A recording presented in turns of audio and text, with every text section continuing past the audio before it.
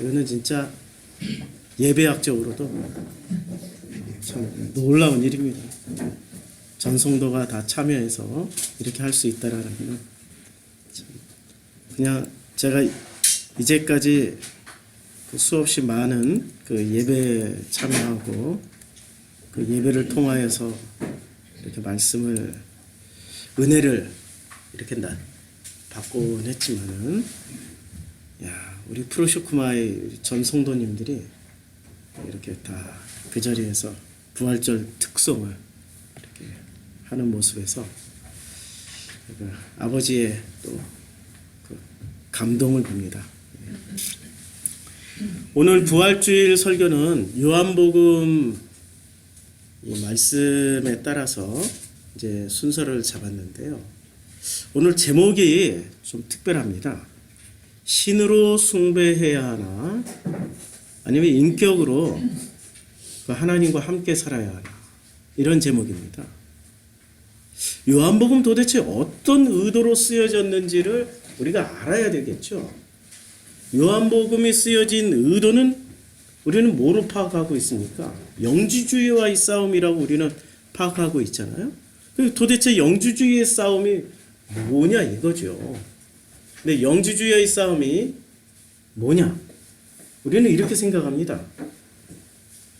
내가 하나님이 안 되면은 그건 영주주의 아니고, 내가 하나님이라고 생각하면 그건 영주주의야, 이렇게 생각하는데, 놀랍게도 요한복음의 의도를 모른 채 그냥 읽기만 하면은 영주주의가 되더라고요.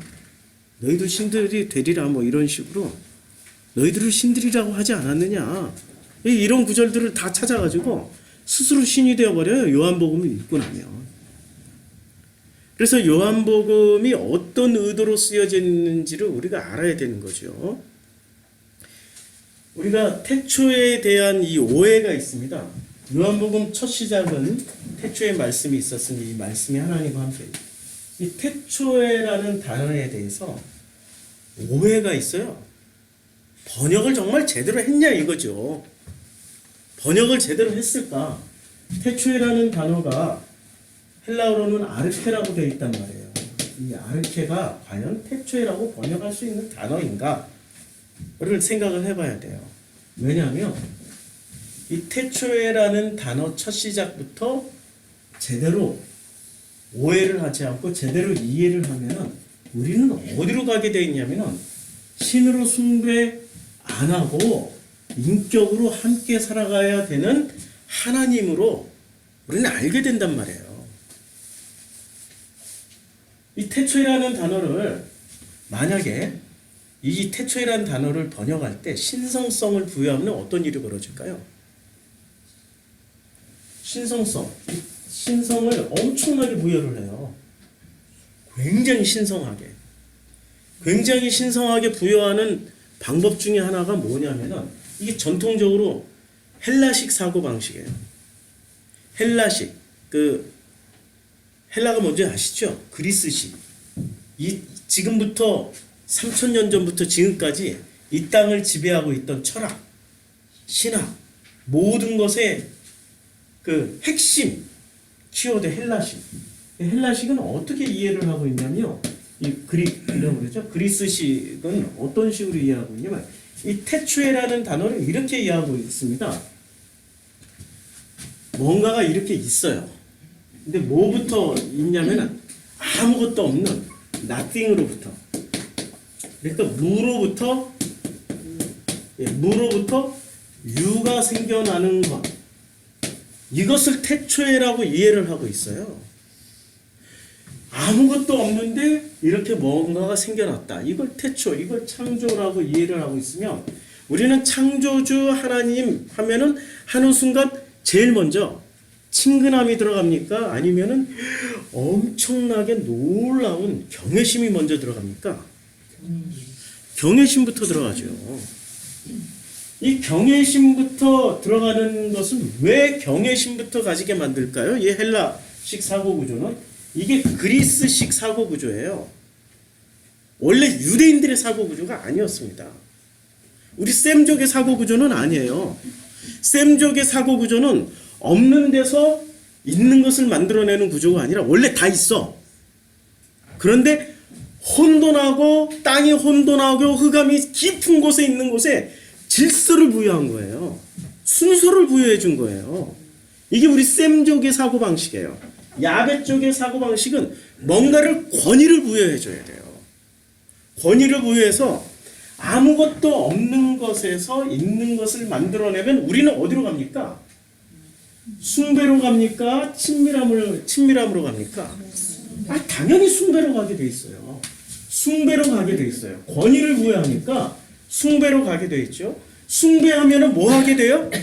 섬기게 되죠. 드리고 바치고 섬기게 돼 있어요. 왜냐하면 그 막강한 창조주의 힘에 기대서 뭔가를 하고 싶어져요. 드리고 바치고 섬기는 것을 통해 가지고 이걸 뭐라고 그러죠? 종교 생활을 하게 되는 거죠. 근데 종교 생활은 하면 할수록 자유케 됩니까? 아니면 노예가 됩니까? 종교 생활을 하면 할수록 노예 생활을 하게 돼 있어요. 자유인이 안 돼요. 그런데 요한복음 뭐라고 말씀하세요?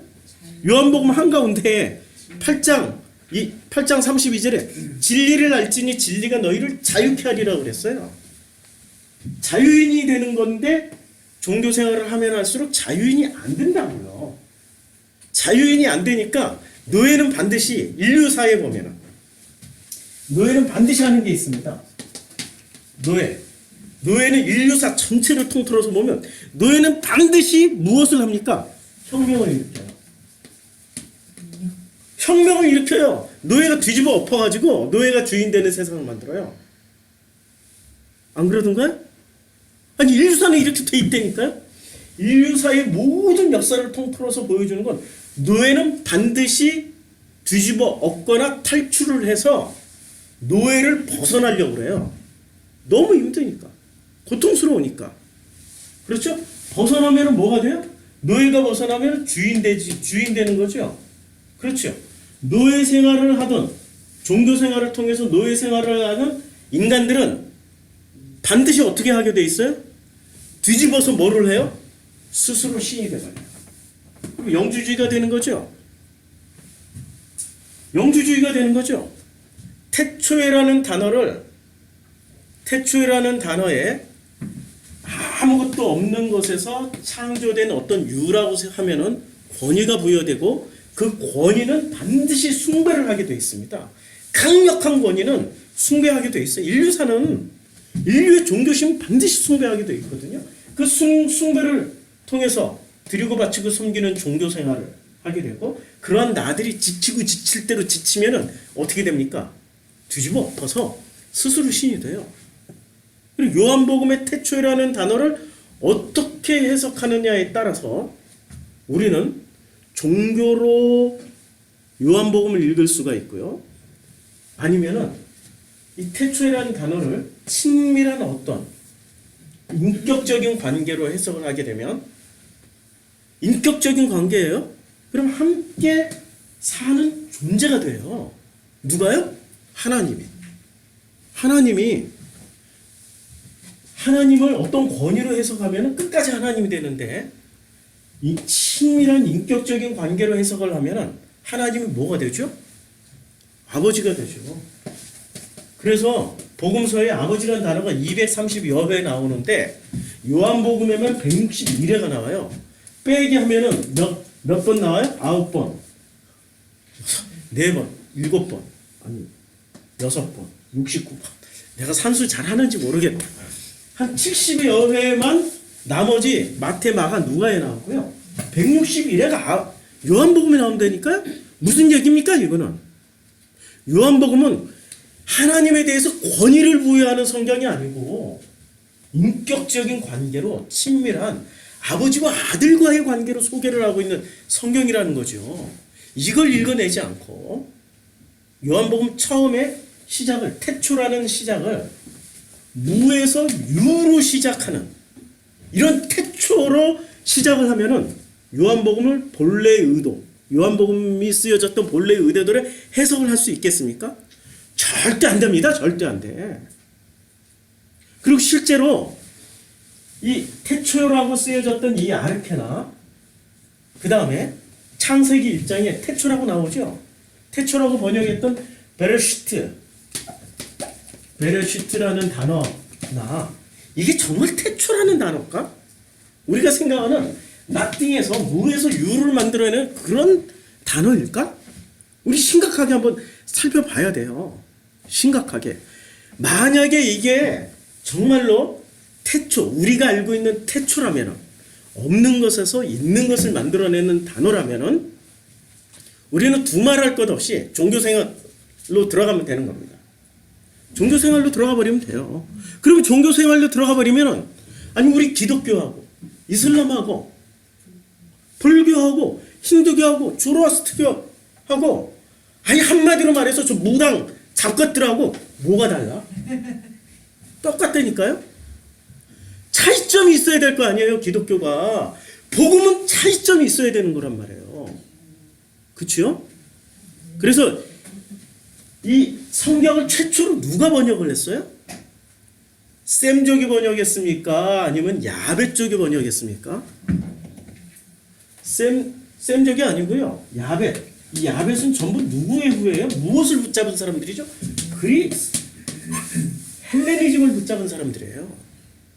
그리고 헬레니즘의 사고방식의 첫 번째 사고방식은 신은 신적인 권위를 부여하기 위해서 아무것도 없는 무에서 유를 창조하신 분으로 묘사를 해요. 묘사를 한다고요. 근데 우리 셈족은 이런 개념이 아니에요. 셈족은 원래 다 있었어. 그런데 땅이 혼돈하고 공허함이 흑암이 깊은 곳에 있는 곳에 빛이 있으라 하면서부터 그때부터 빛이 들어오면서 뭐가 주어져요? 질서가 들어오기 시작하는 거예요. 순서가 들어와요. 구분이 되기 시작한다니까요. 뭔가 이렇게 보여지고 뭔가가 이렇게 질서정연해지는 이게 시작되는 거예요. 어마어마한 차이겠죠? 그리스식으로 이해하면 어떻게 돼요? 하나님은 전지전능 위대하시고 무소부지하시고 그야말로 영광 중에 영광을 받으실 분이세요. 그게 그리스식 사고방식이에요. 그런데 우리 셈족의 사고방식으로 이해를 하면 하나님은 그런 분이 아니고 나하고 긴밀한 관계를, 인격적인 관계를 맺고 아버지와 아들의 관계로, 때로는 신랑과 신부의 관계로, 때로는 연인의 관계로, 때로는 친구의 관계로 이렇게 함께 동행하는 사람으로 말씀하고 있어요. 그러니까 요한복음 14장에서는 뭐라고 말씀하고 있습니까? 너희가 내 안에, 내가 너희 안에, 그리고 아버지가 너희 안에 있다는 것을 너희가 알리라. 그게 무슨 말씀입니까? 인격적인 관계요, 신으로 숭배하라는 관계를 말씀하고 있습니까? 신으로 숭배하라는 말씀이 아니라고요. 인격적인 관계를 통하여서 너는 나와 함께 먹고 살고 나는 너와 더불어 함께 먹으리라. 이런 말씀이란 말이에요. 그런데 이것을 이해하지 못한 목사들이 설교를 하면, 특별히 또 원어 성경 하신다는 분들이 무슨 착오를 일으켜서인지 모르는데 이렇게 설교를 합니다. 그분들이 설교하시는 내용을 들어보면 이 태초에라는 단어를 오해를 해가지고요. 어떻게 하냐면 태초에라는 단어, 창세기 1장에 나오는 레시트와 아르케를 동일시해버려요. 동일시해가지고 이것을 그냥 무에서 유로 창조했어요. 그래서 이분들이 어떻게 했냐면 무에서 유로 레시트나 아르케를 이렇게 해석을 해버리니까 어떻게 됩니까? 권위로 가겠어요? 인격적으로 가겠어요? 권위로 가죠. 당연히 그분들이 해석하면 권위로 가죠. 권위로 가면 어떻게 돼요? 종교로 가는 거죠. 종교로 가면 드리고 바치고 숨기는 어떤 결론이 되는 거죠. 드리고 바치고 숨기는 결론에서 그게 너무 힘드니까 어떻게 해요? 그분들이 제시해 준 게 혁명을 일으켜. 그건 가짜 종교야. 뒤집어야 돼. 진짜 종교로 뒤집어야 돼. 그래서 진짜 종교로 뒤집어서 어떻게 돼요? 우리가 인간이 신이 되는 거야. 아니 그렇게 설교하는데 여기 있잖아요. 저기도 있잖아요. 저기도 가까운데 여기도 있잖아요. 그렇잖아요. 그렇게 설교를 한다니까요. 이렇게 태초에라는 단어를 기계적으로 창세기 1장과 요한복음 1장을 일치시켜버린 거예요. 그것도 오해해서 잘못 번역해서 아니라니까요. 그래서 태초에라는 단어 이 레시트, 지금 창세기 1장에 나오는 이 레시트에는 이 다가 뜻은 마라슈트 이렇게 또 베라슈트 이렇게도 발음할 수 있어요. 그래서 이 태초에라는 단어를 그 레시트라는 단어, 이 레시트라는 단어를 성경에서 제가 다 찾았어요. 어디서부터 나오냐? 이 번역을 보면 우리가 생각하는 그런 태초라는 번역으로만 번역된 게 아니에요. 창세기 1장 1절에는 태초에 하나님이 천지를 창조하시니라 이렇게 되어 있고요. 요한복음 1장 1절에서는 태초에 말씀이 계시니라 이렇게 되어 있죠. 둘 다 태초라는 단어가 나오니까 이 사람들이 너무 쉽게 태초와 태초를 동일시해버렸어. 그리고 그것을 어떻게 해석을 했냐면 다시 한번 반복하는데 그리스식으로, 야베식으로, 아리안식으로, 그리스식으로 nothing에서 있음으로 만들어 놓은 거예요. 자, 창세기의 레시트도 태초라고 번역했고 요한복음의 아르케도 태초라고. 왜냐하면 신성성을 부여해야 되니까. 신성성을 부여하면 숭배의 대상이 되고 드리고 섬기고 바침의 대상이 되고 종교 생활을 해서 노예를 만들어서 부려먹기 쉬우니까. 이 페르시아라는 제국이 있잖아요. 페르시아라는 제국은 인류사에서 가장 위대한 제국 중에 하나였어요. 근데 페르시아가 서쪽으로 진출하려다 보니까 이 서쪽에 어떤 나라가 있었냐면 그리스라는 조그만 나라가 있었어요. 그때 도시국가였어요. 조그만 나라. 이 그리스가 페르시아의 영토 안에 있는 어떤 나라들을 이오니아나 이런 나라들에게 군대를 이렇게 지원을 해줘가지고 반란을 일으켜 만들어요. 근데 페르시아가 가만히 두면 안 되겠다 해가지고 페르시아가 그리스를 치러 갑니다. 공격하러 가요. 그때 공격하러 갈 때 유명한 일화가 있었죠. 마라톤 평원에서. 그래가지고 마라톤의 기원이 됐잖아요. 그리스군이 마라톤의 기원이 됐는데 페르시아가 그리스를 치러 갈 때 그리스는 어떤 나라였냐면 도시국가였어요. 한마디로 말하면 그리스는 북쪽으로는 전부 산이에요. 통행하기가 불가능. 남쪽으로는 바다로 다녀야 돼요. 그러니까 페르시아군이 이때는 전 세계에서 가장 막강한 군대였어요. 막강한 군대가 이렇게 치러 가려고 그랬더니 길이 없어. 전부 산악지역이야. 바다로 가려고 그랬더니 이쪽이 바다에 여기에 이제 페르시아군이 바다로 가려고 그랬더니 그리스군이 도대체 이게 뭘 하는 집단인지 모르는 거예요. 워낙에 폐쇄적이고 생각을 해봐요. 진출도 못하고. 그러니까 자기네들끼리만의 그냥 자기네들이 그야말로 우물 안의 개구리였어요. 그때 이 우물 안의 개구리였을 때 페르시아라는 제국은 대단한 제국이었습니다. 대단한 제국이었어요. 우리가 알고 있는 페르시아의 왕 중에 누가 있죠? 예? 누가 있어요? 에스더의 남편이 누구였어요? 아하수에르가 공격하러 갑니다. 공격하러 가는데 이 사람들이 페르시아 군대가 무슨 군대인지를 모르는 거예요. 우물 안의 개구리였기 때문에 자기네들이 이 세상에서 최고인 줄 알아. 최고인 줄 알아요? 근데 놀라운 거는 페르시아 군대는 다국적 군대예요. 지금 페르시아라는 이름 아래 메데 사람, 이 전 지구인들이 다 모여 있어요.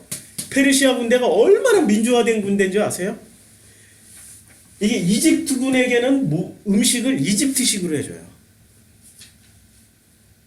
저희 수메르 쪽에서 온 군대는 수메르식으로 음식을 해주고요. 그러니까 우리는 말하자면 올림픽 선수촌의 식당처럼 해줘요. 올림픽 선수촌의 식당은 저기 아프리카에서 온 사람은 아프리카식으로, 유럽에서 온 사람은 유럽식으로, 아시아에서 온 사람은 아시아식으로 밥을 다 해주잖아요. 그래야 되잖아요. 페르시아 군대는 그렇게 해줬어요. 굉장히 민주화된, 우리가 상상할 수 없는 그야말로 뛰어난 군대였어요.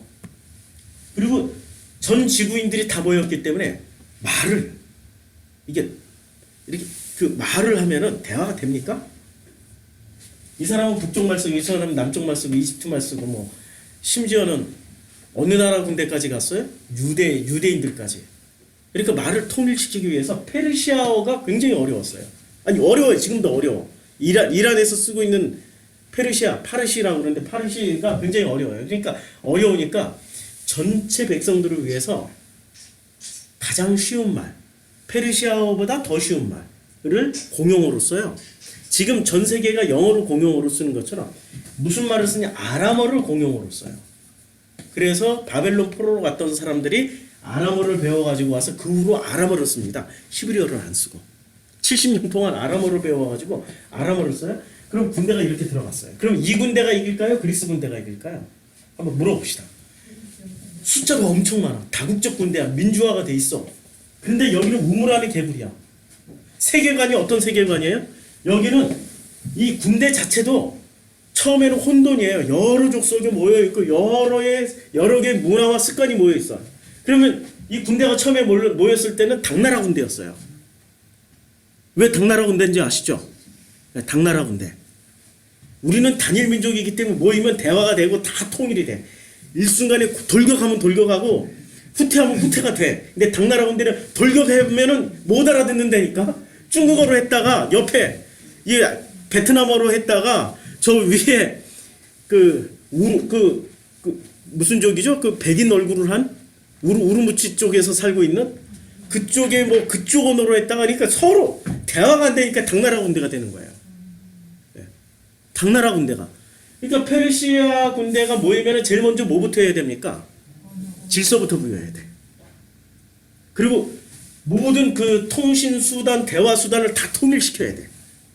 그래서 질서가 부여되고 통일이 되고 여기서 이제는 단일 어떤 그 명령 체계가 딱 이루어지면 그때 돌진이 되는 거죠. 그렇죠. 그런데 여기 그리스 군대는 어떤 군대예요? 단일 군대라니까요. 단일 군대야. 여기 우물 안의 개구리지만 단일 군대야. 그리고 여기는 세계관이 어떤 세계관이었어요? 이 나띵에서 유를 만드는 절대 신을 믿어요. 근데 여기 쌤족이란 말이에요. 그런 신을 안 믿고 인격적인 신을 믿는다니까요. 쌤족이라니까요. 여기는 종교가 다양하게 모여 있어요. 여기는 다신교지만 원래 하나의 그 테두리 안에서 믿고 있는 다신교였기 때문에 그냥 하나의 종교로 보면 되는 거죠. 싸움은 누가 이길까요? 여기는 지금 상상도 할 수 없는 몇십만 명의 군대가 가는 건데 여기는 소수의 군대가 딱 모여들고 그리고 군대도 아무나 못 가요. 시민권자만 가요. 여기는 전 세계에서 싸움 잘하는 사람들로 다 모여놨어요. 다 모아놨어요. 제일 유명한 거는 도끼병들. 도끼만 가지고 싸우는 도끼병들. 최전선에 써요. 근데 누가 이길까요? 어느 나라 군대가 더 셀까요? 야베 쪽 군대가 더 셀까요? 셈족 군대가 더 셀까요? 예? 아니 인류사를 보면 알잖아요. 지금 누가 지배해요? 이제까지 전쟁은 누가 다 지배를 했어요? 백인이에요, 아시안이에요? 몽골 빼놓고 다 백인이었어요. 여기가 이긴다니까. 전쟁에서는 누가 이기냐면은 종교심을 가진 사람이 이길까요? 아니면은 친밀한 인격적인 관계를 가진 사람들이 이길까요? 그렇죠. 그러니까 군대는 무조건 종교심을 갖게 만들어요. 종교심의 최고의 키워드는 뭐기 때문에 그럴까요? 종교심의 최고의 키워드는 딱 하나예요. 충성. 하나님께 충성. 하나님께 복종. 하나님께 절대 명령에 절대 순종. 다 같은 말이죠. 순종, 충성, 복종. 종교인들은 이게 키워드이기 때문에 이 군대가 이겨버려요. 게임도 안 되는. 이게 영화 300에도 나오고 이게 지금 이 얘기가 지금 인류 역사를 바꾼 대사건이에요. 당연히 이 군대가 이길 줄 알았대. 이 군대가. 왜? 여기는 종교를 붙잡고 있었기 때문에. 키워드는 아주 심플해요. 키워드는 무조건 충성, 복종, 절대 순종이에요. 군대는 이런 군대가 이겨요. 뭐 자기 개인적인 내 생각에는요 이렇게 하는 게 더 좋을 것 같은데요. 그런 군대는 못 이겨. 내 생각에는요 쟤네들을 뒤로 돌아가지고 이렇게 때리면 이길 것 같아요. 그런 군대는 안 된다니까. 군대는 대장의 명령에서 가. 그럼 가야 돼. 죽어 하면 죽는 자리라도 가야 돼. 그런 군대가 이거예요. 그리스 군대는 그런 군대였어요. 너무나도 몰랐다. 그럼 본래의 기독교는 이제 누구의 손아귀에 들어갑니까? 나중에 로마의 공인된 종교로 될 때는 누구 손아귀에 넘어가요? 그리스를 이어받은 로마 밑으로 들어가죠. 그럼 로마는 기독교라는 종교를 뭐로 만들어야 돼요? 친밀함을 만들어야 돼요? 아니면은 종교로 만들어야 돼요? 종교로 만들어야 로마가 천년을 유지하죠. 군대를 만들더라도 어떤 군대를 만들어요? 절대 명령에 순종, 복종, 충성하는 군대를 만드는 거죠. 그래서 로마가 천년을 지배하잖아요. 기독교를 들여오면서 기독교를 뭐로 만들어버려요? 싹 바꿔요. 종교로 싹 바꿔버려요. 종교를 바꾸는데 가장 먼저 무엇을 합니까? 신성성을 부여하는 거죠. 신성성. 그러니까 레스트를 번역할 때, 아르케를 번역할 때 어떻게 번역해요? 태초라고 번역하는 거죠. 그리고 태초라고 우리가 한국말로 먼저 번역했어요? 영어로 먼저 번역했어요? 영어로 먼저 번역했죠. 그러니까 우리는 무조건 누구를 따라가요? 기독교가 서구에서 들어왔으니까 그거 따라가야죠. 만약에 그걸 안 따라가면 어떻게 돼요? 이단 된다니까. 이단 돼요. 이단. 그게 아니고요. 이렇게 하면 바로 이단 돼. 자, 그래서 이 신성성을 부여해야 되는 이유는 아까 다 설명해 드렸죠. 숭배의 대상이고 드리고 섬기고 바침의 대상으로 종교의 생활에선 나이꼴 신, 노에서 벗어나는 길로. 근데 하나님의 인격일 경우에는 어떻게 되냐면 사귀어야 되고 만나야 되고 대화를 해야 돼요. 그래서 인격 관계가 형성되면 어떤 관계, 인격 관계의 최고봉은 어떤 관계입니까? 부모와 자식 간의 관계 아니에요. 그리고 남편과 아내와의 관계 아닙니까? 그 관계가 인격 관계 최고로 긴밀하게 만날 수 있는 관계 아니에요. 그러니까 성경에서는 전부 다 신약 성경에서 뭐라고 얘기를 해요? 하나님과의 관계를 아버지와 아들과의 관계고 신랑과 신부의 관계로 묘사를 한단 말이에요. 그치요? 그거는 숭배의 대상이라고 말씀하고 있는 거예요? 아니면 인격의 관계로 하나님을 만나라고 지금 소개하고 있는 겁니까? 근데 왜 우리는 자꾸 숭배의 대상으로만 생각을 해요? 이게 태초에라고 요한복음을 오해하게 만드는, 태초에라는 번역을 그렇게 해서 오해하게 만들었기 때문에 우리는 끊임없이 하나님은 위대하시다, 하나님은 위대하시다, 하나님은 위대하시다 라고 지금도 외치고 있는 신앙인들이 있습니다. 이슬람 신앙인. 알라 아크바르, 알라 아크바르. 그게 하나님은 위대하시라는 말이에요. 알라 아크바르 하고 뭐하러 가는 줄 아세요? 그렇죠. 폭탄 벨트 메고 그냥 죽이러 가는 거예요. 그럴 때마다 그들이 외치는 말은 알라 아크바르. 하나님은 위대하시다. 하나님은 위대하시다. 하나님이 위대한 것과 그 하나님을 위대하신 하나님이기 때문에 전쟁하러 가는 것은 긴밀한 관계예요. 하나님이 위대하시니까 그 위대하신 하나님을 어떻게 해야 돼요? 전 세계에 퍼뜨려야 돼요. 전 세계에 퍼뜨려야 된다니까요. 증명해줘야 돼, 하나님을. 하나님이 위대하시다라고 전제하면 그 하나님을 어떻게 해줘요? 끊임없이 증명해줘야 된다니까, 위대성을. 그래서 뭐가 나와요? 창조과학회라는 게 나오는 거죠. 창조과학회라는 게. 그 끊임없이 위대하신 것을 증명해 주려면, 그러니까 세대주의 신학이 나오는 거죠. 온갖 것 끌어다가 이거 봐, 이게 하나님, 야 위대하셔, 이거 봐, 이런 사건, 처칠 지기진과 기근이, 전쟁과 전쟁이, 난리와 난리 소문이 일어나는 걸 봐라. 하나님 위대하시잖아. 성경 다 쓰여있잖아. 그거 증명해 주려고 혈안이 되어 있는 거죠. 그렇죠? 그럼 그런 사람들이 요한복음을 읽으면 어떻게 돼요? 반드시 영지주의자가 되게 돼 있어요. 반드시. 우리 보면은 그 요한복음 14장에서는 하나님과 우리가 영원히 함께 살아가는 존재로 말씀하고 있지, 영원히 숭배의 관계로 살아가고 있게 말하지 않아요. 그래서 숭배의 키워드를 잘 살펴보면 숭배, 섬김, 종교, 노예 해방, 사람은 이게 신이다라는 거. 핵심 키워드는 뭐가 돼요? 이 관계로 가면은, 숭배로 가면은 뭐로 가냐면 나중에 선한 존재는 이렇게 가. 선으로 가게 돼 있다니까요. 종교로 가면은 반드시 결론은 뭐로 남냐면 선악으로 남게 돼 있어요. 선하면 구원받고 선하면은 영원히 천국 가고 악하면은 벌을 받아. 선악으로 남게 돼 있어요. 선악으로.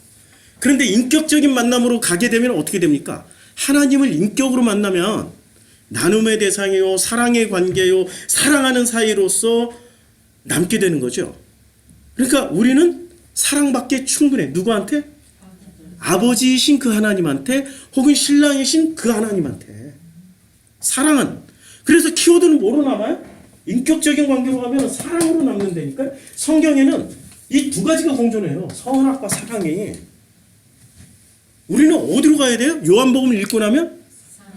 그러니까 요한 문서 전체가, 요한 1, 2, 3, 4가 뭐라고 얘기합니까? 하나님은 사랑이시라. 사랑으로 가는 첫 번째 걸음이 숭배의 대상으로 삼는 거예요? 아니면 나와 만나서 함께 영원히 살아가야 되는 인격적인 관계로 만나야 되는 겁니까? 근데 성경 첫 시작을, 요한복음 첫 시작을 뭐로 시작해버리면, 종교로 시작해버리면 절대 사랑으로 안 남고 뭐로 남아요? 선악만 남아요. 이렇게 태초라는 단어를 어떻게 번역하느냐에 따라서 이렇게 어마어마한 차이가 나타나는 거죠. 그래서 요한복음은 왜 쓰여졌냐면 영주주의와의 싸움을 위해서 쓰여진 복음서입니다. 그래서 하나님을 숭배의 대상으로 시작을 하면은 영주주의자가 돼버려요, 거꾸로. 그런데 하나님을 인격으로 읽기 시작하면은 영주주의자를 배격하게 돼요. 물리칠 수 있다고요. 그래서 우리는 하나님을 숭배의 대상으로 읽어야 되냐, 아니면 인격으로 읽어야 되냐, 뭐로 읽어야 되냐, 뭐로 읽어야 영주주의 함정에서 벗어날 수 있을까요? 인격으로. 그래서 성서 번역자는 그럼 왜 원문에 아르케를 번역할 때 왜 태초이라고 번역을 했을까요? 왜 태초이라고 번역을 했을까요? 권위를 부여하려고, 숭배 대상으로 만들려고. 실제로 보면은 구약의 태초라고 말을 하고 있는 이 태초, 이 베르시트가 다른 성경에서 어떻게 번역이 됐는지 한번 보시겠어요? 빨간색으로 표시해놨습니다. 시편 111편 10절에 여호와를 경외함이 지혜의 근본이라, 이게 레시트예요. 태초라고 번역한 단어예요, 이게. 태초라고. 계속. 태초라고 번역한 단어예요. 근데 뭐라고 번역했죠? 근본이라고 번역했어요. 처음부터 끝까지 다 태초라고 번역을 해야죠. 왜 근본이라고 번역을 했어요? 수많은 뜻을 가지고 있는데 그 중에 가장 권위를 부여할 수 있으니까 태초라고 딱 번역해버린 거죠. 잠언 1장 7절에 똑같은 레시트예요. 어떻게 번역을 해놨냐면 여호와를 경외하는 것이 지식의 근본이거늘 근본이라고 번역해놨어요. 그러면은 창세기 1장 1절을 이렇게도 번역할 수 있는 거죠. 태초에 하나님께서 천지를 창조하시니라를 태초라고 빼고 근본이신 그분이 천지를 봐라, 창조하셨다. 그럼 뜻이 완전히 달라지는 거죠. 그렇죠? 훨씬 더 친밀해지는 거예요. 권위 대신에 인격적인 접근이 가능해지는 거죠. 자, 다니엘 11장 41절에 보면 레시트를 그 태초라고 번역했던 그 레시트를 어떻게 번역이냐면 그가 또 영화로운 땅에 들어갈 것이며, 영화로운이라고 번역을 했어요. 영화로운. 완전히 다른 내용이죠. 그리고 민수기 24장 20절에 보면 레시트를 어떻게 번역을 해놨냐면 또 아말렉을 바라보며 예언하여 이르기를, 아말렉은 민족들이 으뜸이라고 번역을 했어요. 이걸 태초이라고 번역을 해서 다시 읽으면 어떻게 돼? 민족들의 태초이나. 전혀 지금 내용이 다른 내용이 돼버리죠. 이 태초이라는 단어는, 이 레시트라는 단어는 근본이라든지 으뜸이라든지 아니면 영화롭다라는 단어로도 이렇게 해석이 될 수 있어요. 자, 또 다른 성경에서 출애굽기 23장 19절에서는 이렇게 번역을 했습니다. 레시트를 내 토지에서 처음 거둔 열매의 가장 좋은. 이 처음은 nothing에서 있음으로, 무에서 유로의 처음이 아니라는 거죠. 어떤 있는 것 안에서의 처음이에요. 시작이에요. 그치요? 개념이 완전히 달라요. 완전히 다르다니까요. 그러면 태초라고 번역한 이 구절은 도대체 우리는 어떻게 이해를 해야 될까요? 이는 번역한 사람이 상당한 의도를 가지고 번역을 했죠. 어떤 의도를 가지고 번역을 했을까요? 종교심. 하나님을 종교심으로 섬기게 만들려고 위대한 하나님을 만들어 놓으려고. 우리는 그게 하나님께 영광을 돌린다라고 생각한단 말이에요. 위대한 하나님을 만들어 놓고 위대한 하나님께 영광 돌리고 위대한 하나님을 위해서 내 전 존재를 바쳐서 불사르는 것을 정말로 좋은 신앙인이라고 우리는 그렇게 배워왔단 말이에요. 근데 요한복음은 그렇게 얘기를 안 한다니까. 요한복음은 어떤 사람이 위대한 신앙인이에요? 그 아버지를 아들로서 만나서 인격적인 관계를 가지고 살아가는 신앙인이 위대한 신앙인이라고 얘기를 해요. 그 아버지를 신랑으로 만나서 신부가 되고 신랑이 되어서 인격적으로 함께 살아가는 그 삶을 살아내는 사람이 위대한 신앙인이라고 이야기를 하고 있습니다. 요한복음은 완전히 지금 다른 내용이라니까요. 만약에 태초에를 진짜 숭배의 대상, 존경의 대상으로 번역을 해놓으면 요한복음의 결론은 어디로 가게 돼 있어요? 종교로 가서 반드시 그 사람은 영주주의가 되게 돼 있어요. 그런데 인격적인 관계로 해석을 하면 어떻게 됩니까? 내 아버지요, 나의 남편이요. 그러니까 거기서 유일하게 사마리아 여인이 거기서 등장하는 거야. 너 남편 몇이야? 그렇죠. 그 얘기가 거기서 요한복음에서 나온다니까요. 인격적인 관계로 만나서 어떻게 하라고요? 함께 살아가라고. 이 땅에서 함께 사는 것처럼 이제는 영원히 그 관계로 살아갈 거라고. 어느 게 더 구원이 더 쉬워요? 종교적 관계입니까? 인격적인 관계입니까? 인격적 관계가 훨씬 쉽죠. 그러니까 자유케 되라고. 진리를 알게 되면 진리 안에서 자유인이 돼. 구원이라는 그 낚싯밥에 그 미끼에 걸려가지고 아둥바둥 그냥 그 뭐죠? 낚싯바늘을 무는 물고기처럼 그렇게 살지 말고, 그런 미끼 물지 말고 마음껏 바닷속에서 마음껏 헤엄치면서 자유롭게 살아가라고. 우리를 그렇게 만들었다고. 그걸 말씀하시는 거예요. 그런데 이 구약에서의 태초와 신약에서의 태초를, 요한복음에서의 태초를 요상하게 묶어가지고요, 이 없는 것을 무에서 유로 만드는 이런 걸로 접근을 하기 시작하면은 그 사람은 종교인이구나. 저분의 인격적인 관계를 모르시는구나. 무시해버리세요. 저분의 결론은 들으나 마나, 저분의 결론은, 저 설교의 결론은, 저 강의의 결론은 어디로 가요? 우리를 노예로 만드는 거구나. 충성, 복종, 순종하게끔만 만드는 노예로 만드는 거구나. 그리로 가게 돼 있죠. 자, 이제 신약에서 아르케. 요한복음 1장 1절 처음에 나오는 이 태초에라는 말이 아르케입니다. 아르케. 이 아르케의 용법을 한번 보자고요. 제가 전에 한번 우리 밴드에 이걸 쫙 올렸는데 읽어보신 분들은 도움이 됐을 거예요. 로마서 8장 38절에 이 아르케를 어떻게 번역을 했냐면, 내가 확신하노니 사망이나 생명이나 천사들이나 권세자들이나, 옛날 성경에는 그 정사 잡은 자들이나, 정사, 권세로 번역을 했어요. 고린도전서 15장 24절에서는 어떻게 번역을 했냐면, 그 외에는 이 아르케를 태초에라는 말을 이렇게 번역했어요. 그 외에는 마지막이니 그가 모든 통치와 모든 권세와 능력을 멸하시고. 뭐를 멸한다고 그랬어요? 권세와 능력을 멸하는데, 그 권세라는 단어가 아르케예요. 요한복음 1장 1절에 태초라고 쓰여진 단어예요. 그냥 아르케예요. 이것을 권세라고. 아르케라는 말은 원래 태초라는 말의 의미보다는 권세, 권위, 이런 단어가 더 강해요. 이런 의미가.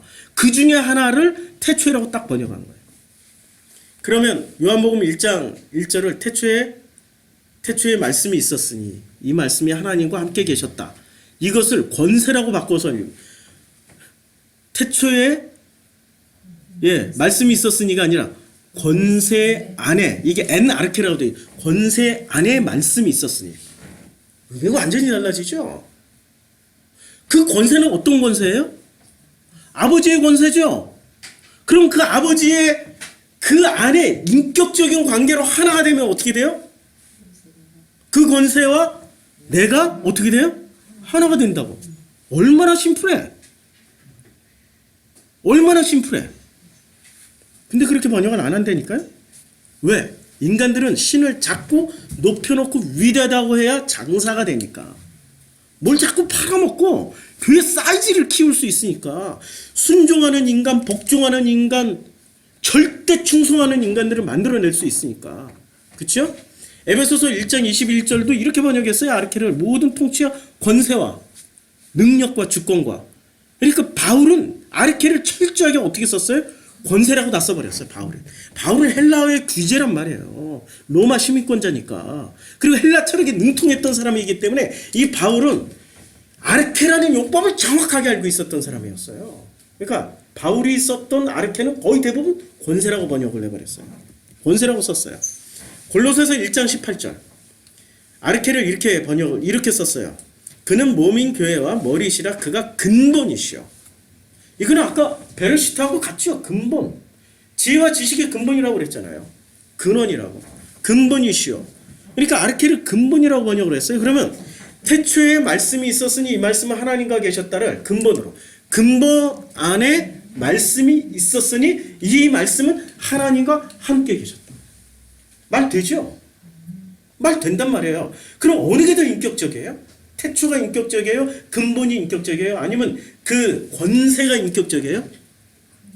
태초라는 거는 우리 잘 모른다니까. 무에서 유가 어떻게 만들어졌는지 우리 모른다니까. 그런데 근본이나 권세는 내가 살아가는 이 세상 안에 있는 것들이에요. 우리 이해가 쉽죠. 대화가 된다니까. 그거 가지고 만남도 이루어질 수 있어요. 자, 신약의 태초 이 아르케는 히브리서 3장 14절, 이건 이제 바울이 쓰지 않은 거예요. 히브리서 3장 14절에 이렇게 되어 있어요. 우리가 시작할 때, 가로는 제가 넣은 거예요. 우리가 무엇으로 시작할 때? 제가 히브리서 강의할 때 썼던 거예요. 우리가 복음으로 시작할 때 확신한 것을 끝까지 견고히 잡고 있으면 그리스도와 함께 참여한 자. 무엇으로 시작하는 거예요? 복음으로 시작할 때 그 시작이라는 단어가 아르케였어요. 우리가 있잖아요. 그러니까 창세기의 구조가 이렇게 되어 있습니다. 창세기 1장 1절에 태초에 하나님께서 천지를 창조하시니라 땅이 혼돈하며 공허하며 흑암이 깊은 곳에 있고 문장이 안 끝났어. 문장이 안 끝났다니까요. 있고 그리고 1장 3절에 어떻게 돼요? 빛이 있으라. 빛이 있으라. 맞죠? 그 빛부터 뭐가 돼요? 우리는 본래 어떻게 돼 있어요? 혼돈하고 공허하며 흑암이 깊은 곳에 있었던 우리는 그런 존재였어요. 이 세상도 그런 세상이었다니까요. 그런데 빛이 있으라 하면서부터 뭐가 들어오기 시작합니까? 어떤 하나의 질서가 들어온단 말이에요. 그치요? 그 질서를 요한복음에서 뭐라고 그래요? 로고스. 로고스가 시작된다니까요. 이런 식으로 접근을 하면은 이해가 쉽지요. 로고스가 들어오는 거예요. 그 질서가 로고스라니까 그 질서가 하나의 원리가 되고 그 질서가 하나의 시작이 되는 거죠. 그렇죠? 우리에게 로고스가 들어오는 순간부터 우리는 시작이 되고 그것이 근본이 되고 그것이 하나의 권세가 되는 거예요. 권세 안에 들어가 있는 거죠. 권세 안에. 엔아르케니까. 엔이라는 그 헬라어는 인이라는 전치사 영어 똑같아요. 그 안에 들어가 있으니까, 권세 안에 들어가 있으니까, 로고스라는 권세 안에 들어가 있으니까, 로고스라는 그 시작 안에 들어가 있으니까. 그치요? 어렵죠? 이해가 됩니까? 예, 감사합니다. 그래서 히브리서 5장 12절에 또 이렇게 되어 있어요. 이 아르케를 이렇게 번역했어요. 때가 오래되었으므로 너희가 마땅히 선생되었을 터인데, 그러니까 때가 뭐가 오래돼 있어요? 복음을 알고 있는 때가 오래돼 있어. 마땅히 선생되어 있을 터인데 너희가 다시 하나님의 말씀의 초보에 대해서 끊임없이 상고하고 묵상하라고 말씀하고 있는 거거든요. 그 초보를 잃어버리지 말라고. 그 초보가 뭐죠? 시작, 아르케. 너희 시작이 뭐였어요? 로고스였으니까. 끊임없이 로고스를 생각하라고. 자, 히브리서 6장 1절에 이렇게 되어 있습니다. 아르케를 이렇게 번역했어요. 그러므로 우리가 그리스도의 도의 초보를 버리고 도의 초보는 뭐였어요? 그리스도의 도의 초보. 아니 여기서는 왜 예수라고 안 쓰고 그리스도라고 썼을까요? 예수가 더 종교적일까요? 그리스도가 더 종교적일까요? 예? 그리스도죠. 예수는 관계 형성에 초점이 맞춰져 있는 존재죠. 예수는 살아있잖아요. 우리랑 함께 살았잖아요. 우리랑 함께 먹었잖아요. 예수는 우리랑 함께 존재했고 우리랑 함께 생활했던 그런 분이셨어요. 그리스도는 딱 생각하면 어떻게 생각을 하냐면 그리스도는 있잖아요. 이 사람들이 이렇게 이해를 했던 거죠. 지금 이 본문에 나오는 사람들은 그리스도를 뭐로 생각했냐면 숭배의 대상으로 생각해버린 거예요. 종교의 최고봉 완성도로 생각해버린 거예요. 그랬더니 어떻게 돼요? 그리스도의 도의 초보를 버리고, 그때는 아르케 도의 초보를 버리고 죽은 행실을 회개함과 하나님에 대한 신앙으로 다시 돌아오라는 얘기예요. 그렇죠? 종교를 버리라는 얘기예요. 끊임없이 성경은 무슨 얘기를 하냐면 종교를 버리고 인격 관계로 들어오라고. 그러니까 어렸을 때 제가 신앙생활을 할 때 예수 나의 하나님 하면 감동이 없었다니까요. 예수 왕이시여 감동이 없었어. 예수 나의 하나님이여 감동이 없었어. 그런데 예수 나의 친구야 하면 감동이 왔어. 심지어는 예수 나의 형님 하니까 더 감동이 와. 난 형님이 진짜 있었으면 좋겠다고 생각을 했었는데 그러니까 더 감동이 와. 예수 나의 친구야 하니까 막 세상 사는 게 재미나. 이 친구하고 늘 대화를 하고 친구야 그치? 응. 내가 시험 볼 때 컨닝 했는데 이거 죄가 되니 안 되니 계속 친구니까 물어볼 수 있잖아요. 근데 예수 나의 하나님 해버리면 숭배의 대상이 돼버리는 거죠. 그 감동이 덜했다고요. 우린 본능적으로 요한복음 10장에서 뭐라고 말씀하십니까? 양은 목자의 음성을 알아요. 자기 목자의 음성은 안 되니까요. 어렸을 때부터 저는 예수를 인격 관계로 생각을 할 때 행복했고 신의 관계로 생각을 하면은 힘이 들었다니까요. 불편했어요. 그렇죠? 요한복음 10장 얘기예요 지금. 자, 이 아르케는 요한일서에서는 이렇게 또 이야기를 합니다. 사랑하는 자들아, 내가 새 계명을 너희에게 쓰는 것이 아니라 너희가 처음부터 가진 옛 계명이니 이 옛 계명은 너희가 들은 바 말씀이거든요. 그러니까 처음부터 아르케라는 단어가 처음이라고 번역을 했어요. 그런데 요한일서 2장 7절에 이 문장은 우리가 분석을 좀 해줘야 될 것 같아요. 처음부터 가진 옛 계명이 뭐죠? 새 계명, 옛 계명을 말씀하고 있단 말이에요. 옛 계명 뭐죠? 하나님을 뭐로 숭배를 해요? 아니 하나님으로 숭배하는 거 옛 계명. 새 계명은 뭐예요? 사랑하는 관계로 가라고. 요한일서는 결론이 사랑이잖아요.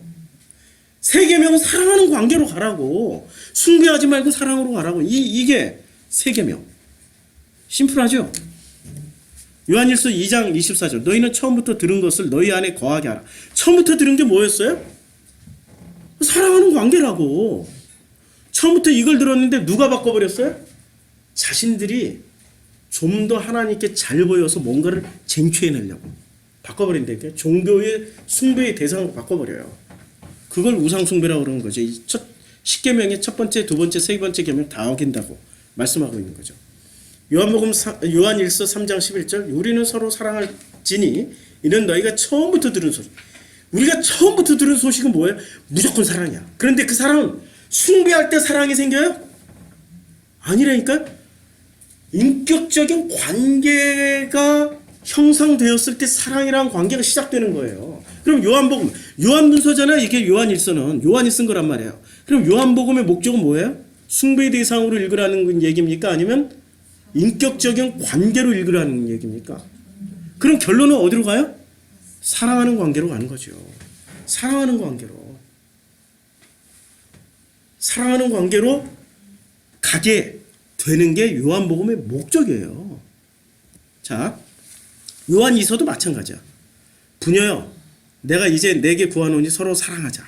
이는 새 계명같이 내게 쓰는 것이 아니요 처음부터 우리가 가진 거야.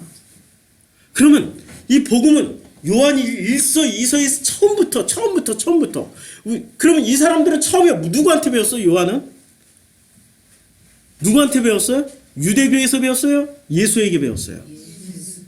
유대교에서 배웠던 거 다 버려버리고 새롭게 받은 것을 처음이라고 그런 거란 말이에요. 그게 예수한테 배운 게 처음으로 배운 게 뭐예요? 사랑을 배운 거라니까요. 그래서 제가 야고보서 강의할 때 제일 많이 했던 말이 무슨 말입니까? 밥을 많이 먹어야 돼. 밥을 많이 먹어야 돼. 예수는 밥을 많이 먹는 거는 사랑하는 사람하고는 뭐를 많이 하게 돼 있어요? 밥을 많이 먹게 돼 있어요. 사랑하면. 사랑하는 만큼 밥을 많이 먹게 돼 있어. 같이 먹게 돼 있어. 사랑하지 않는 만큼 밥을 같이 안 먹게 돼 있어. 그 희한해. 맞죠? 네. 밥도 같이 먹기 싫다니까. 진짜로. 사랑하지 않으면은 밥 먹는 모습도 짜증나 그냥. 어쩜 그렇게 쩝쩝쩝 소리를 내는지 막 그냥 어떻게 밥풀은 꼭 이렇게 흘리고 처먹는지 국을 뜰 때 수저는 이렇게 예쁘게 안 뜨고 이렇게 잡아가지고 이렇게 퍼먹는지 다 하나같이 다 미워. 그런데 사랑하는 관계에서 보면은 쩝쩝 소리를 내던 무슨 소리 하나도 안 들려. 밥풀이 묻었는지 안 묻었는지 밥풀이를 가서 이렇게 띄워주면서 어머 자기 거 하고 자기 입속으로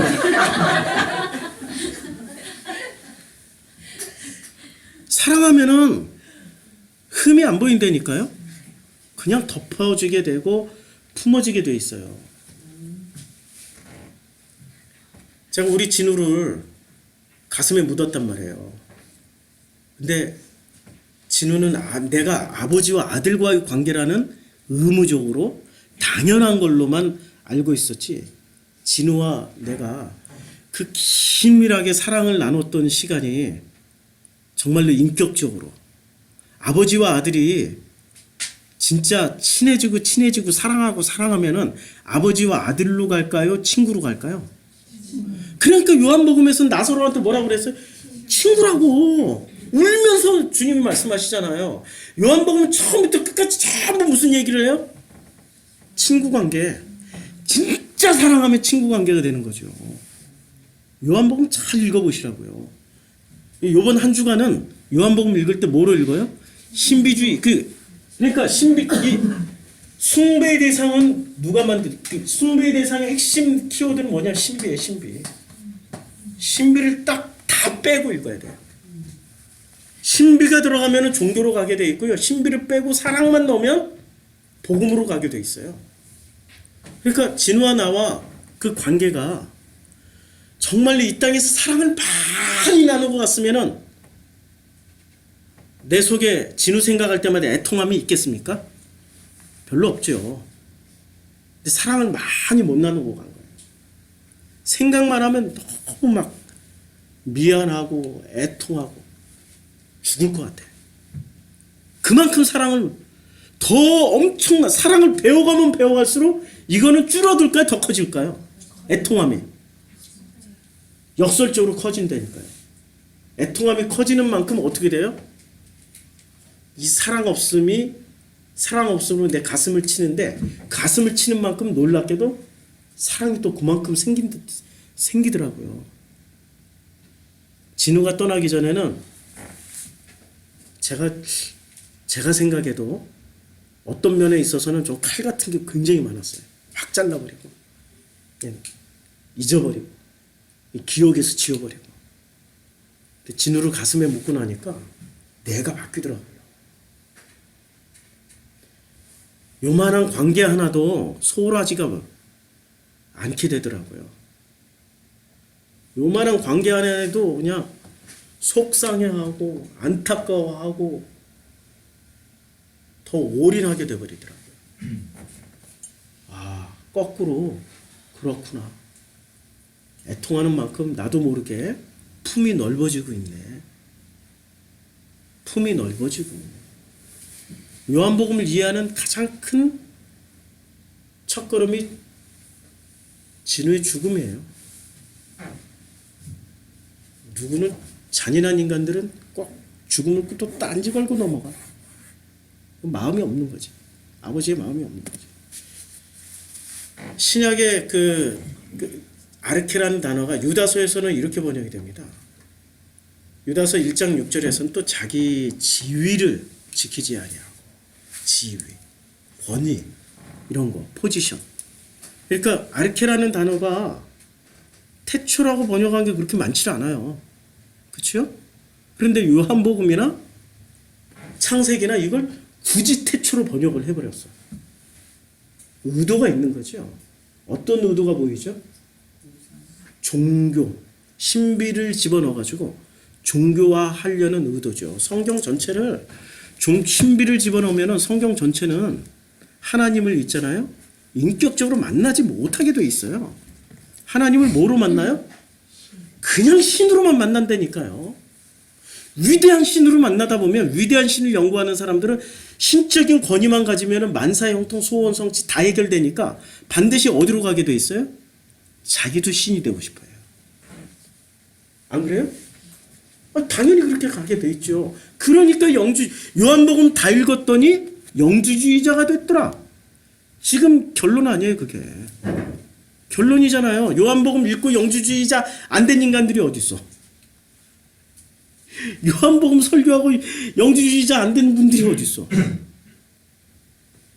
요한복음 설교하면 우리도 신이야. 이거 온라인에서는 얘기 못하고 오프라인에서 지들끼리 우리가 신이라니까. 고지랄들을 하고 있어요, 진짜. 어디 요한복음에 그런 게 쓰여졌냐고요. 관계 속으로 들어가서 보시라고요. 관계 속에 들어가면은 그분과 나와의 관계에 하나됨을 얘기하고 있죠. 그 하나 되는 것은 권위로 하나가 되는 거예요? 신비로 하나 되는 거야? 아니라니까 마음과 마음이 하나 되는 거예요. 그 마음과 내 마음이 그 마음이 되고 그 마음이 내 마음이 될 때 어떻게 돼요? 진짜 행복해져요. 세상에는 딱 한 사람만 있으면 돼. 내가 세상 살아갈 때 내 마음을 이해해주고 내 마음을 다 받아줄 수 있는 한 사람만 있으면 살만해. 그런데 그 한 사람이 없으니까 죽고 싶은 거야. 그치요? 그렇잖아요. 그 한 사람이 없으면 한 멍멍이라도 찾아. 인간은 한 멍멍이라도 찾는다니까. 그 멍멍이 하나 때문에 내가 살아야 될 존재의 의미를 자꾸 부여를 해. 내가 요놈 때문에 내가 살아야 돼. 요거 때문에 살아야 돼. 나 죽으면 얘를 어떻게 누가 밥을 먹여? 얘는 찬밥인데. 특히나 요놈의 진돗개면 얘는 내가 주는 밥만 먹지 다른 주인이 주면 절대 안 먹는데 내가 살아야 돼. 이런 식으로 의미 부여를 어떻게 해서든지 하게 된다니까요. 인간은 딱 한 사람만 있으면 살 수 있어요. 그 한 사람이 없어서 죽는다니까요. 그 한 사람이 없어서.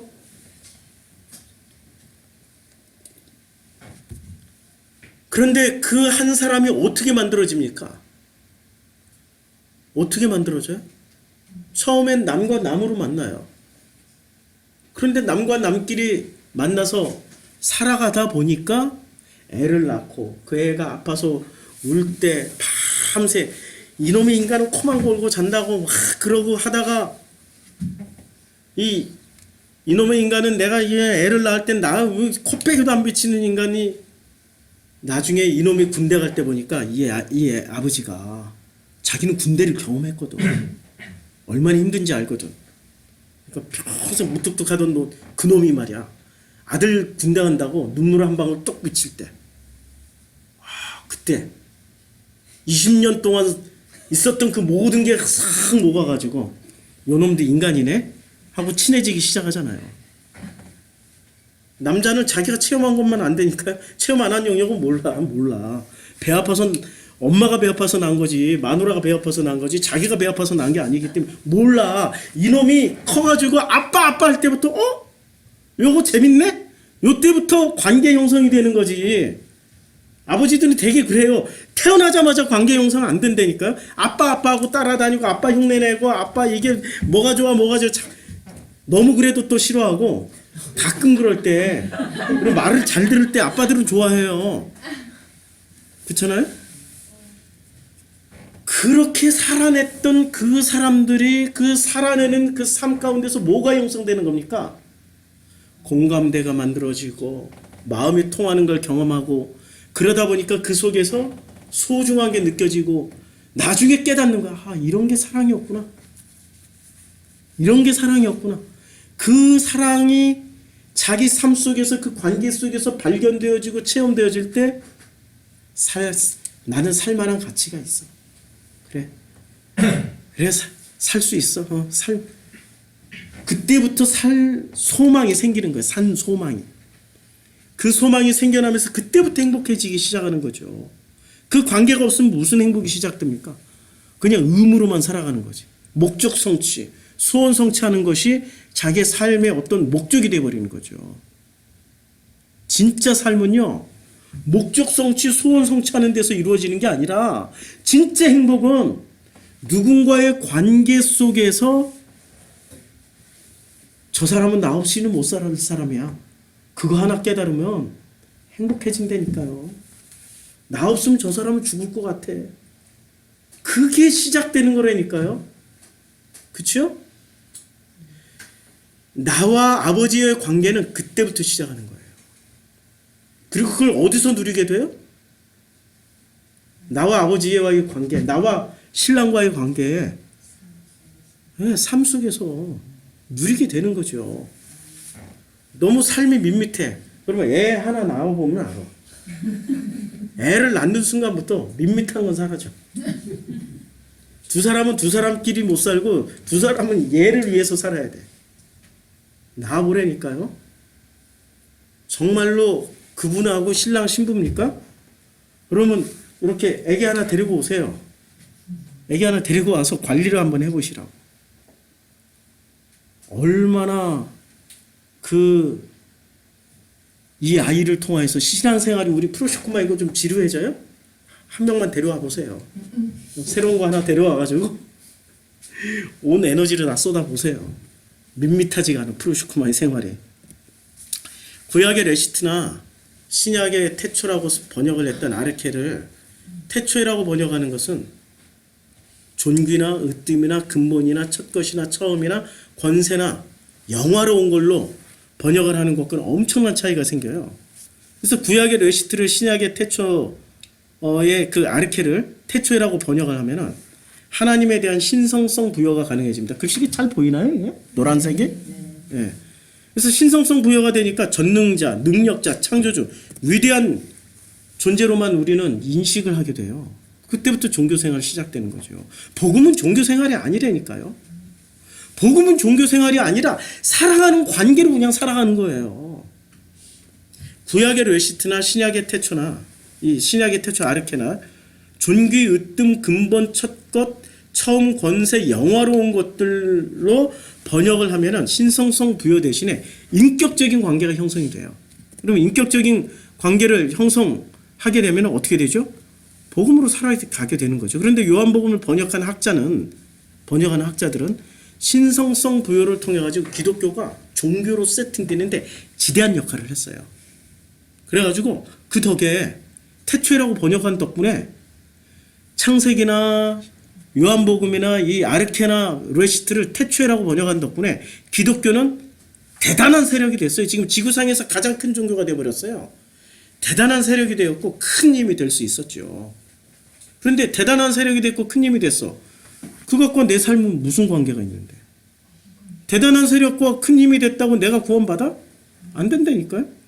그 시스템에서 말하는 구원을 받으려고 하면요, 죽을 때까지 거기에 들어가서 노예 생활을 해도 구원의 확신을 안 준다니까요. 종교는 안 줘요. 누가 줘요? 아버지가 주시지. 누가 줘요? 내 신랑이 주는 거죠. 아버지와 아들의 관계가 확실하다면은 구원에 관해서 그렇게 목매지 않아도 된다니까요. 신랑과 신부의 관계가 확실하다면은 저놈이 날 버리고 지 혼자 천국 안 간다니까. 신랑과 신부의 관계가 확실하다면, 맞죠? 확실치 않으니까 자꾸 에너지를 어디다 쏟아부어요? 종교적 에너지를 그냥 자기의 전 에너지, 자기라는 꽃을 피워내야 될 에너지를 어디다 쏟아부어요? 종교에다 쏟아부어 버린다니까요. 나라는 꽃을 피워내려고 하나님 우리에게 달란트를 주셨단 말이에요. 근데 그걸 어디다 묻어요? 종교에다 묻어놓는다니까. 나는 그냥 달란트 받았으니까요, 땅속에다 묻어놓을게요. 그 땅속에 그냥 종교에다 묻어버려요. 종교에다 묻어놓고 하나님 만날 때 보세요, 이게 자칫 잘못했다간 사기도 맞고 뭐 잘못 투자해가지고 왕창 날릴 수도 있으니까 땅에다 묻어놨다 가져왔는데요, 그때 주님이 뭐라 그러세요? 이 악하고 게으른 종아. 우리라는 씨앗을 지금 주셨어요. 하나님의 형상을 각자에게 다 넣어주셨단 말이에요. 그런데 하나님의 형상이 지금 피어나야 돼. 언제? 지금 여기서 이 땅에서. 왜 꼭 죽어서 피우려고 그래요? 종교는 그렇게 가르치죠. 이 땅에선 가난한 게 복이야. 이 땅에서 헌금 많이 하고 열심히 봉사하면 저 땅에서는 아파트도 받고 빌라도 받고 고급 저택 주택 다 받고 심지어는 이슬람에서는 여자도 듬으로 많이 받고 그리고 거기 가서 꽃을 피우라고 그딴 소리를 하고 있는 게 종교예요. 그런데 복음은 그게 아니라니까. 하나님의 형상을 다 넣어줬으니까 여기서 꽃을 피워야 돼. 종교라는 데 가서 애를 쓰지 말고 거기서 에너지 다 쓰지 말고 여기서 꽃을 피워야 돼. 저는 꽃을 피울 능력이 없는데 걱정하지 마. 아버지가 있잖아. 걱정하지 마. 만사용돈 등등한 남편이 있잖아. 남편이 있잖아, 최영이. 꽃을 좀 피워보라고. 이런 소리 듣기 쉽잖아요. 그치요? 신랑한테 그런 소리 들을 때 얼마나 좋아. 그치요? 그냥 모든 게 다 끝나버리죠. 아니, 내 신랑과 내 지금 아버지가 끊임없이 그런 얘기를 해주고 있잖아요, 지금. 왜 못 들으세요? 왜 못 듣냐고요? 종교로 가면 어떻게 듣게 돼 있어요? 선악으로만 듣게 돼. 결론은 선악. 내가 너무 악해가지고 나는 자격이 없어. 나는 너무 악해가지고 안 돼. 나는 너무 악해서 자격 미달인가 봐. 이렇게 된단 말이에요. 그치요? 종교로 가면. 근데 복음으로 가면은 결론이 뭐예요? 키워드가 사랑이기 때문에. 우리 사랑하니까 언젠가 반드시 사랑하니까 반드시 된다니까. 반드시. 그래서 우리는 요한복음을 신성성으로 선택해서 읽으면 안 돼요. 신성이 아니고 인격으로 읽어야 되는 거죠. 인격으로. 그분과 나는 인격적인 관계일 때 그분이 내 속에서 마음껏 피어날 수 있는 모든 것을 다 공급해줘요. 그게 광야였잖아요. 밥 달라면 밥 주고, 고기 달라면 고기 주고, 적이 쳐들어오면 손만 들고 있으면 이기고. 손 드는 게 항복이잖아요. 인간 세상에 손만 들고 있으면 이기고. 부족한 게 없었단 말이에요. 광야에서. 우리가 지금 살아가는 데가 광야란 말이에요. 사랑하는 그분이 다 주신다니까요. 인격적인 관계에서 선택하면 그걸 챙겨가면서 갈 수 있는데, 인간은 자기가 힘이 있으니까 자기가 신성성을 부여하고 자기가 영광을 돌림으로 말미암아서 그 영광이 되돌아올 것을 생각을 해요. 그러니까 끊임없이 종교인들은 무슨 짓을 합니까? 하나님께 영광을 돌리죠. 요한복음 9장에서 바리새들이 뭐라고 이야기를 해요? 소경이 눈을 뜬 사건을 보고 니고데모가 소경이 눈 뜬 사건을 보고 뭐라고 그래요? 바리새인이 했던 얘기. 창세 이래로 이런 사건은 없으니까 좌우중에 영광 돌려라. 하나님께 영광 돌려라. 영광은 주구장창 돌려요. 그런데 그 영광을 하나님 받으십니까? 안 받는다니까. 하나님은 인간이 드리는 영광 같은 거 필요 없어요. 사랑하는 관계로 하나님은 그걸로 만족하시는 거죠. 그치요? 그러나 우리는 요한복음을 딱 볼 때 신성성을 선택해서 읽어야 될까요? 인격적인 관계를 선택해서 읽어야 될까요? 인격적인 관계. 요한복음 왜냐하면 기록의 의도가 로고스는 관념이 아니라 실체이기 때문에. 자, 로고스를 어떻게 표현하고 있는지 보시라고요. 1장 14절에 말씀이 육신이 돼서. 말씀이 로고스잖아요. 그렇죠? 말씀이라는 단어가 로고스예요. 로고스가 육신이 돼서 우리 가운데 거하셨어요. 그리고 이 로고스를 어떻게 표현하고 있습니까? 나는 하늘에서 내려온 살아있는 떡이야. 떡을 먹으라니까? 이게 종교에서는 가능한 얘기입니까? 아니죠. 인격 안에서는 가능해요. 옛날에 제가 봤던 그 일본 영화 나라야마 부시코라는 영화. 나라야마 부시코라는 그 말이 우리말로 번역하면 고려장. 이 할머니가, 이 어머니가 이제 30대 아들과 며느리가 있고 그 안에서 손자 손녀들이 있어요. 근데 일본이 어떤 때는 겨울만 되면 식량난 때문에 굶어 죽는 사람들이 생기니까 가족 중에 누구 하나는 입이 없어져야 돼. 그래 나머지 가족이 먹고 살아. 고려장이 그런 거 아니었어요?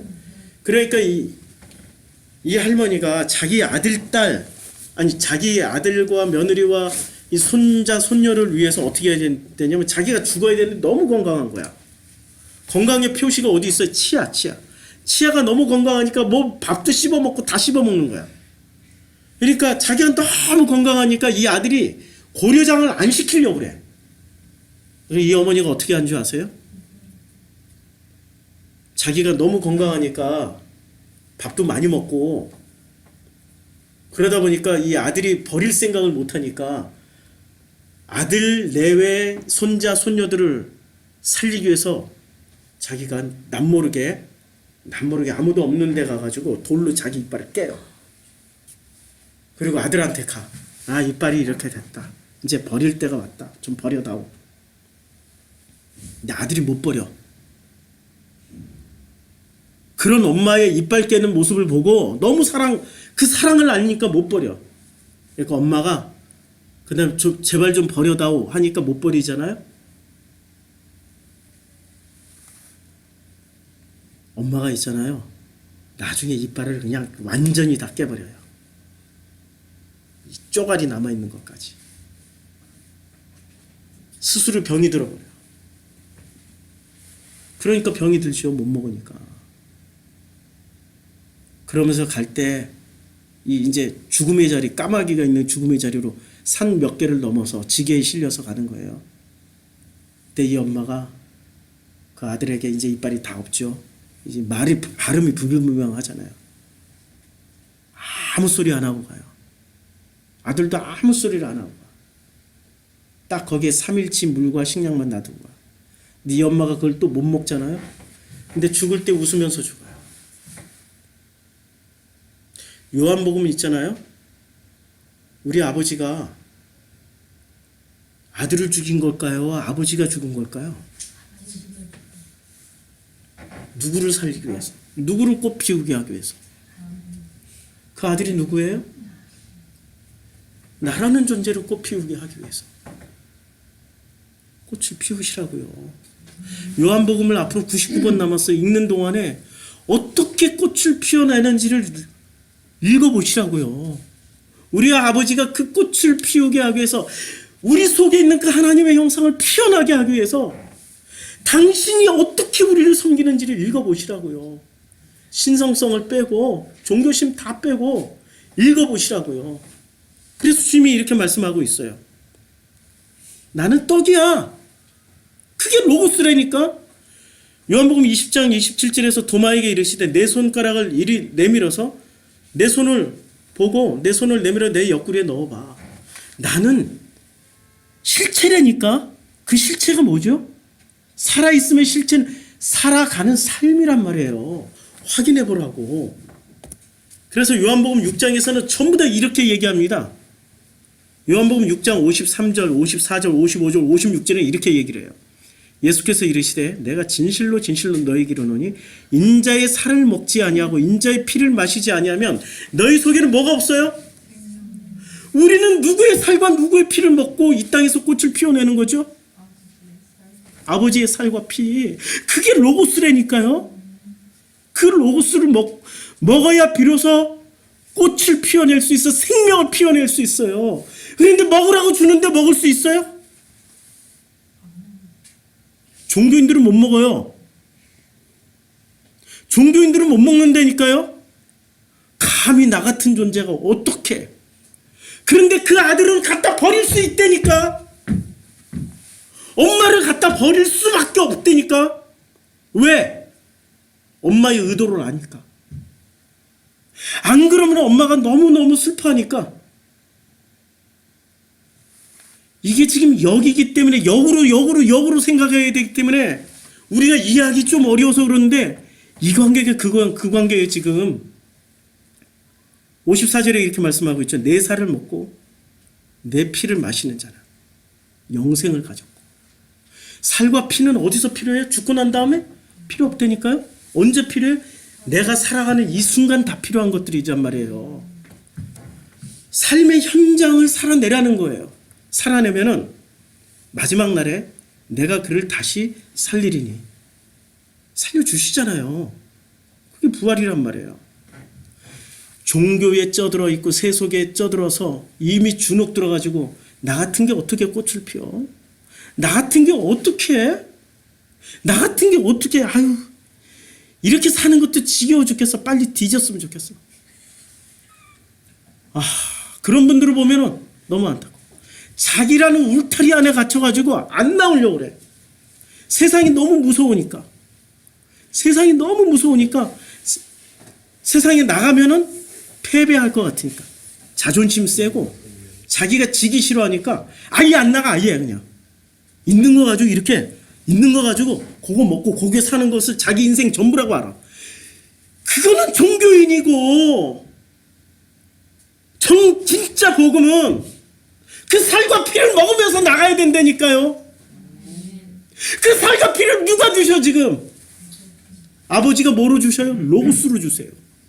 로고스로. 이게 전부 다 로고스 얘기잖아요. 지금 말씀이 육신돼서 왔잖아요. 로고스가. 그 로고스를 지금 먹으라고 하고 있잖아요. 이렇게 먹는 게 로고스라니까. 로고스를 어떻게 머리로 먹겠어 지금. 온몸으로 먹으라고 살과 피라고 말씀하고 있는 거잖아요. 온몸으로 어떻게 먹어요? 살아내라고. 정말로 아버지를 믿고 있으면 살아내라고. 가보라고. 가봐야 실패할지 성공할지를 알 거 아니에요. 실패해도 아버지가 하시는 거고 성공해도 아버지가 하시는 거 아니에요. 왜 지레 겁먹고 안 가? 왜 지레 겁먹고 못 가고 있어? 왜 지레 겁먹고 못 한다고? 안 된다고 포기를 하냐고요. 55절. 내 살은 참된 양식이요 내 피는 참된 음료라. 이 말씀이 로고스예요. 지금 로고스 얘기예요. 로고스. 여러분들에게 로고스는 관념이에요? 아니면 삶이에요? 삶으로 먹고 마시라고 지금 하고 있는 거죠. 관념이 아니란 말입니다. 왜 주저앉아가지고 관념 속에 처박혀가지고 관념이란 성을 쌓고 관념이란 틀 속에 들어가서 관념 속에서 숨어 지내냐고요. 관념이 만들어낸 허상이에요. 허상 속에 들어가니까 마약 먹은 사람하고 똑같다니까요. 허상 속에 들어가면 모든 것이 다 해결돼. 행복해지기도 하고 기뻐지기도 해. 근데 주님은 오셔서 제일 먼저 뭐부터 깨야 돼요? 허상에서 나오기 위해서 허상부터 깬다니까. 그러니까 죽을 맛이야. 그러니까 피를 흘리고 살덩이가 떨어져 나가요. 근데 그 피와 살덩이는 누구 거라고요? 아버지 거. 내 거지만 아버지 거야. 그러니까 아버지가 뭐라고 말씀하셨어요? 주워 먹어. 주워 먹으라니까. 그러니까 로마 사람들이 초기 기독교를 뭐라고 그랬어요? 자꾸 내 피는 살이요 피요 살을 먹어라 이러니까 식인종으로 알고 혐오를 했다니까요. 근데 그 초대교회 때 모였던 사람들이 이런 얘기를 할 때 진짜 성만찬 정도만 얘기를 한 수준으로 얘기를 한 건가요? 우리는 전부 다 이걸 성만찬으로만 이해를 한다니까. 부활절이니까 성만찬 해야 된다고. 성만찬 해야 된다고. 그게 아니라 진짜 부활은 로고스를 먹으라는 얘기예요. 어디서? 살과 핏덩이가 터져나오는 이 삶의 현장에서 깨지고 터지더라도 부딪혀보라고. 좀. 도망가지 말고 제발 숨지 말고 부딪혀보라고. 죽더라도 부딪혀보라고. 왜 그렇게 숨어 지내요? 왜 그렇게 도망가기에 바빠요? 왜 그렇게 허상을 만들어 놓고 그 속에 숨어서 환자처럼 그렇게 지내고 있냐고요. 부딪히세요. 내 몸에서 떨어져 나가는 게 내 것이지만 아버지 거예요. 그렇죠? 요한복음 6장 56절. 내 살을 먹고 내 피를 마시는 자는 내 안에 거하고 나도 그의 안에 거하나니. 관계가 비로소 형성되는 거예요. 세상을 진지하게 진실하게 전심으로 살아본 사람은 이 관계 속으로 들어가요. 세상을 피해서 어디로 가죠? 기도원으로 가고 금식하러 가고. 이 관계 안 된다니까. 그건 종교적 관계만 형성되는 것 뿐이에요. 종교적 관계. 마인드 컨트롤 하러 갈 수는 있죠. 거기 가서 해결 보고 소원 성취할 수는 없는 거예요. 그렇게 해서 해결 보고 소원 성취했던 70년대 80년대 기독교인들이 지금 교회를 뭐로 만들어 놨어요? 강도의 소굴로 만들어 놨잖아요. 아니, 객관적으로 얘기해보자고. 강도의 소굴로 만들어 놨잖아. 그들 중에 누가 눈을 떠서 10명이 눈 뜨고 갔는데 몇 명이나 돌아와요? 그렇죠. 그 한 명이 9명을 끌고 가야 되는 거죠. 근데 그들이 끌려갈까요? 9명은 9명 나름대로 지들 체험을 했다니까. 종교 체험을 너무 많이 해서 그 안에서 다 해결된다고 믿어버려요. 그럼 그 믿음대로 영원히 살아 그냥. 영원히 살으시라고. 요한복음의 기록 의도는 이겁니다. 말씀이 육신이 돼서 오신 거예요. 그리고 말씀과 육신은 살과 피란 얘기죠. 그리고 말씀과 육신이 살과 피라는 얘기는 한마디로 말해서 삶의 현장이란 얘기예요. 현재 진행형이란 얘기예요. 그렇죠? 그래서 이 삶을 통하여서 아버지와 만나서 인격적인 관계가 되고 그 마음이 내 마음이 되고 내 마음이 그 마음이 되는 것이 비로소 하나가 되는 삶인 거죠. 무슨 자기가 내가 하나님이야. 아유 진짜 그런 영주주의자들. 그건 연자맷돌을 달고 다 바다에 빠져도 깨닫지 못할 자들. 힘을 추구하는 것들이죠. 신성성. 그들은 철저하게 신성을 뺀다고 그러는데 그게 신성성으로 도로 들어가는 신비주의로 도로 들어가 버리는 거죠. 신비주의로. 성경은 있잖아요. 신비주의를 빼고 읽을 때 비로소 보입니다. 요한복음은 신비주의를 빼고 읽을 때 비로소 보여요. 특히나 요한복음은. 그래서 말씀이 육신이 돼서 오신 거예요. 삶으로 살아내라고. 요한복음 처음부터 끝까지 이 얘기한 삶으로 살아내라고. 비록 너희가 십자가에 못 박혀 고난을 당할지라도 부활이 있다고. 부활한다고. 그게 부활절이라고. 맞죠? 부활절을 관념으로 이해하지 마세요. 부딪혀서 살 때 비로소 부활이 있는 거지 하나도 안 부딪히고 피하기만 하는데 무슨 놈의 부활이 있겠습니까? 부활은 부딪혀서 죽도록 처절하게 그 살과 피를 먹으면서 한 걸음 한 걸음 나갈 때 부활이 있는 거예요.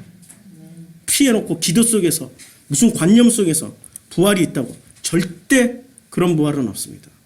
그래서 요한복음 기록의 의도는 하나가 되는 건데 어떻게 하나가 되냐면 14장 20절에 그날에는 내가 아버지 안에 너희가 내 안에 내가 너희 안에 있는 것을 너희가 알리라. 어떻게 알아요? 체험하는 사람만 알게 되는 거예요. 체험하고 있는 사람만. 나의 계명을 지키는 자라야. 그 계명이 뭐죠? 율법이에요, 사랑이에요? 사랑은 어떻게 지켜져요? 관계 속에서. 그 관계가 형성되는 사람은 이미 계명을 지키고 있는 거예요. 계명을 지키는 자라야 나를 사랑하는 자니. 아버지를 사랑하는 거예요. 신랑을 사랑하는 거고요. 나를 사랑하는 자는 내 아버지께 사랑을 받을 것이요. 나도 그를 사랑하여 그에게 나를 나타내리라. 누구에게 예수가 나타나요? 로고스이신 그 말씀이 나타나요? 지금 예수는 철저하게 요한복음 1장 1절부터 3절까지는 로고스로 오셨죠. 그 로고스가 누구에게 나타나요? 살아내는 사람들한테 나타내는 거죠. 그렇죠? 살아내지도 않고 골방 속에 숨은 채 머릿속으로는 온갖 것을 만들어내고 있는 요한복음을 많이 읽으셔야 돼요. 그리고 밥을 많이 먹어야 돼. 혼밥하지 마죠. 밥을 많이 먹어야 돼. 밥을 많이 먹어. 밥 먹을 때 없으면 교회 와서 드세요. 내가 밥 안 먹고 기다리고 있을 테니까. 기다리고 있을 테니까 교회 와서 밥을 꼭 드셔요. 자, 이제 여러분들 앞에 삶이 있습니다. 요한복음은 이거예요. 그 삶을 신비롭게 신성성을 부여해서 특별한 어떤 권위에 기대서 살려고 하지 마세요. 그냥 아버지하고 관계 형성이 돼 있어요? 신랑과 신부의 관계가 형성돼 있어요? 그럼 담대하게 살아내세요. 그러면 누가 꽃을 피워줘요? 아버지가 당신의 형상을, 당신의 DNA를 넣어놨기 때문에 당신이 꽃 피우게 해주신다고요. 뭘 먹고요? 예. 그게 구약에서 뭐로 만나와 메추라기고. 그것이 로고스고. 그것이 전부이기 때문에 그거 에너지 삼아서 꽃이 피우라고 주님이 주세요. 피하살을 먹는데 애통함으로 안 먹는 인간이 어디 있어요? 그 일본 영화 나라야마 부시코 어머니를 놓고 오는 그 아들의 마음은 어떻겠어요? 그러면서 자기가 누구를 사랑하게 돼요?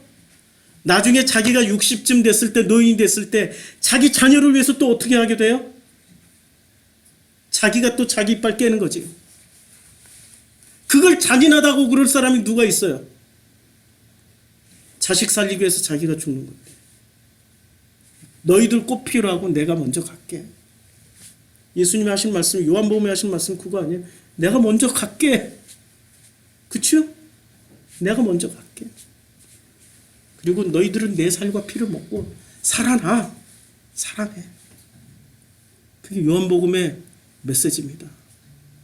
기도하겠습니다. 아버지 하나님,